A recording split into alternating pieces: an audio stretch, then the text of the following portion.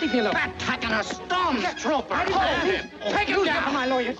Come on. Leave me alone. Why, you... Oh! Turn around. Oh, he bit my finger. There.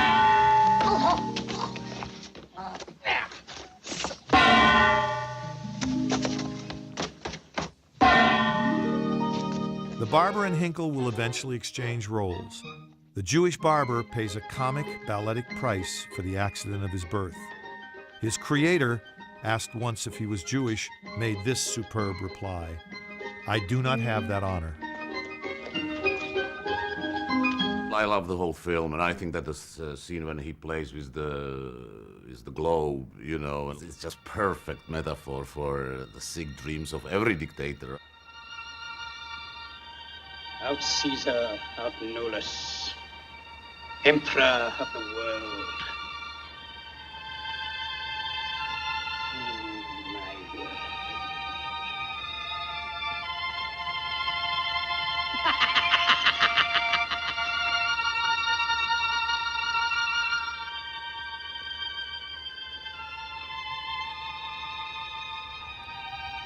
That scene was written. Every single movement was written down.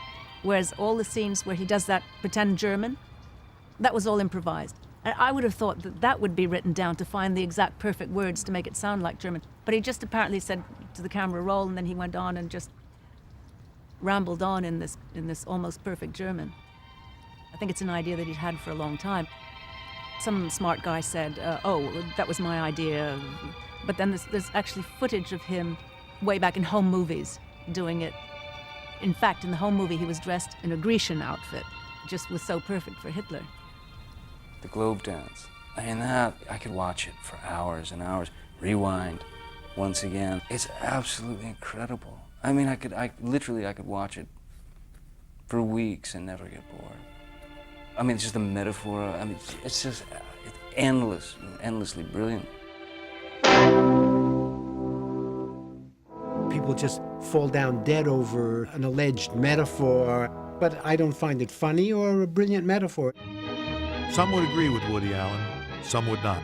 But at a time when 90% of America opposed war and half the country was to some degree anti-Semitic, this admittedly preachy film was undeniably courageous. It was Hitler who seemed to be imitating Chaplin, not Chaplin who was imitating Hitler. Chaplin came first. Chaplin was famous long before Hitler was famous. There's a little bit of Hitler in all of us. That's the whole idea. That Hitler is not some creature who came from outer space. He's one of us. I think the genius of the film is that Chaplin realizes there's a lot of Hitler in him. That there's a lot of Hitler in anyone who dominates audiences and rouses the rabble. There's no doubt in The Great Dictator that he felt he had to come out and say something about this phenomena, this issue of fascism and where the world was headed. And when he does blatantly speak, he's the voice of a generation. He's the voice of several generations. What is he going to say? It's an imposing of a kind of self-importance. It's very dangerous. I happen to like the tone of his voice. I liked being with him. You must speak. I can't. You must. It's our only hope. You have a situation in World War II, Hope. and he speaks very clearly. He makes statements on the world and the nature of government, the nature of fascism. It does sound like preaching. It does sound like, well, they expect me to make a comment on this, and I'm going to do it. People at the time said, oh, well, he's too self-important, he's got above himself. I don't think it was quite that. He did take life terribly seriously. He thought a lot about things. He would get terribly troubled by things that were going on in the world. He was deeply distressed by the Spanish Civil War, for instance. He genuinely felt he got an audience, he's got to say something. It's not Hitler, Hinkle, it's not the Jewish barber. Suddenly, Charles Chaplin's face comes through. I'm sorry, but I don't want to be an emperor. That's not my business. I don't want to rule or conquer anyone. I should like to help everyone if possible. Jew, Gentile, black man, white. We all want to help one another. Human beings are like that. We want to live by each other's happiness, not by each other's misery. We don't want to hate and despise one another. In this world, there's room for everyone, and the good earth is rich and can provide for everyone. Not one word has lost its significance. It's as true now as it was then. Pacifist public opinion, critical hesitation counted for little. In its initial release, The Great Dictator was Chaplin's biggest grossing film. In World War II, he vocally, controversially supported our Russian allies, notably at a Carnegie Hall rally where he followed a waffling Orson Welles. The next speaker was Charlie. He came out, this natty figure, walked to the center of the stage, raised his hand, his arm, and said, "Comrades!" Well, the place came down. He remained what he'd always been, a restless, driven man. But at 53, he began to find a measure of happiness when he met Una O'Neill. She was 16, the daughter of the playwright Eugene O'Neill. A New York debutante, she was now both shyly and eagerly seeking a career as an actress. For Chaplin, it was love at first sight, the last and greatest love of his life. Within a couple of months, she was living with him.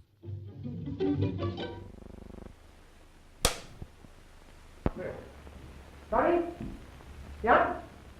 Okay, start from This here. screen test for an unmade film called The Girl from Leningrad gives us a unique glimpse of her spirit in 1942. Not yet. Don't turn it around so quick. Hey, stop! Don't so quick. But he had recently had and broken off an affair with Joan Barry, a very disturbed would-be actress who desperately broke into his home one night. I came home and he was very strange. He said, "Go to bed." So I went into bed, and what had happened is she'd broken in with a gun, and he finally talked her out of this nonsense, and she put the gun down and everything and left. He said one day he did the greatest piece of acting he's ever done in his life. She pulled a gun on him, and she was going to shoot him. And he acted his way out of the whole situation till he got that gun out of her hand. He could not act his way out of the law's clutches. Here he is humiliatingly fingerprinted. The FBI had been keeping a file on him since 1922. For some reason, J. Edgar Hoover held an implacable hatred for him. The FBI conspired to charge him with a Mann Act violation. The law ludicrously forbade the transportation of women across state lines for immoral purposes. Chaplin, here shaking hands with the jury, eventually won that case. Simultaneously, Joan Barry brought a paternity suit against him. There were 2 trials and countless scandalous headlines. Barry's lawyer had a field day. Lecherous hound, cockney cad, a reptile were just some of the names he called Chaplin. Blood tests proved Chaplin could not be the father, but they were inadmissible under California law. Chaplin lost the case. Also lost was much of America's affection for its beloved tramp. You know, he supported that child. He didn't make an issue of it. He said, okay, paid for the kid, but it was not his. Monsieur Verdoux would deepen the nation's alienation despite this hilariously failed attempt at murder. Now, he wants to... What are you going to do with that? Lasso him. Don't be silly. You can't lasso a fish. Any fool knows that. Oh, yes, you can. All you have to do is to place it over its head like that. Then you pull it tight, like this. What's that? A yodeler. Oh, that ruins everything. Certainly does. Too bad we couldn't find a place all to ourselves. Certainly is. Orson Welles proposed the idea to Chaplin, based on the true case of Henri Landru, a notorious French wife murderer. Chaplin vastly expanded it into an indictment of bourgeois society.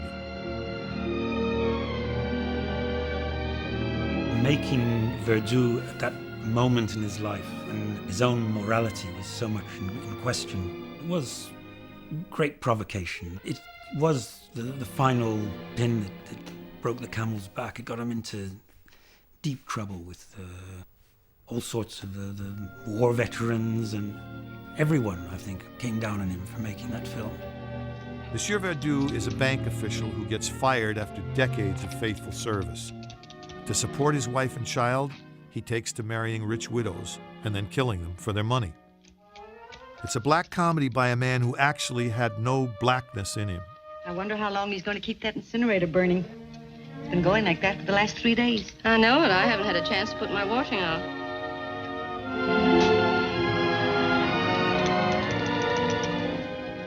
It's almost a mea culpa. It's a statement of about capitalism. It's a statement that murder is the logical extension of business. That when you're out to make a living, anything goes.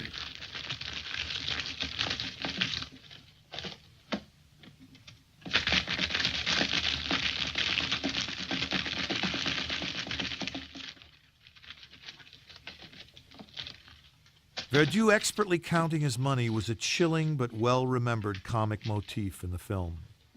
The Lydia scene is unique, though. I think that's the first murder you see. And going up the stairs, and him talking about the moon, the elegance of the shot, and oh, yes, my dear. The way he says, yes, my dear, is like a snake. He's just coiling around her. Yes, my dear. And you know it's going to come down. He's going to kill somebody. That extraordinary moment going up the steps and looking at the moon outside and reciting, oh, impatient moon. I forget exactly the words, but about the moon. And she said, what are you doing out there? Oh, nothing. What a night. Yes, full moon. How beautiful this pale Endymion hour. What are you talking about? Endymion, my dear. A beautiful youth possessed by the moon. Well, forget about him and get to bed. Yes, my dear. And then he turns into a silhouette and goes out of frame. The music rises. Our feet were soft and flowers.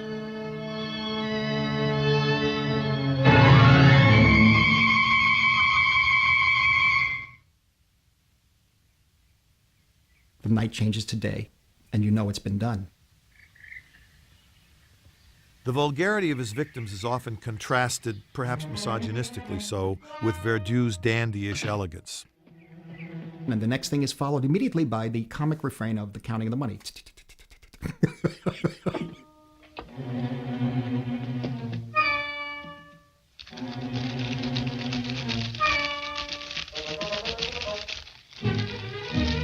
But it takes you by surprise because what seems simple with this man is suddenly translated into something so eloquent.